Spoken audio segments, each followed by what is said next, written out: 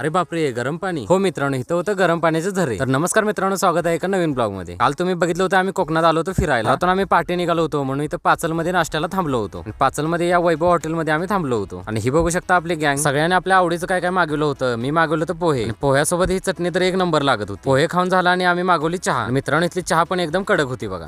आणि चहा पिऊन बाहेर येतच होतो तर बघा. ओह शिट यार,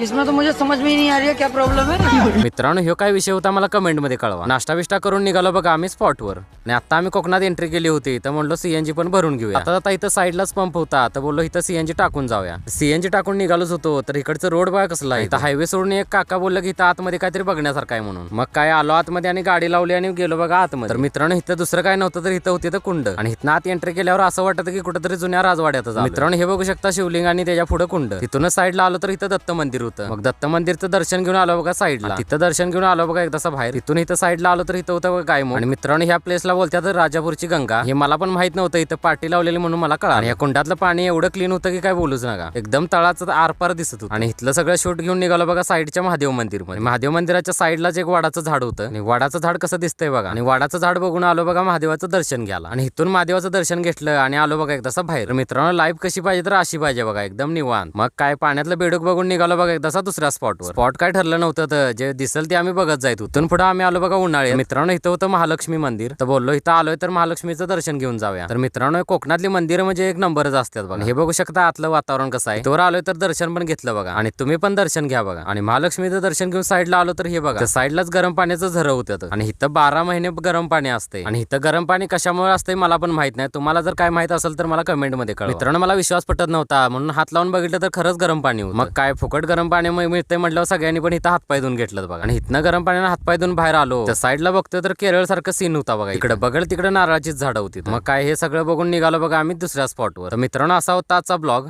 कसा वाटला कमेंट मध्ये कळवा. व्हिडिओ काय संपलेला नाही, अजून व्हिडिओ बनवलाय पण दुसऱ्या पार्ट मध्ये बघून जावा.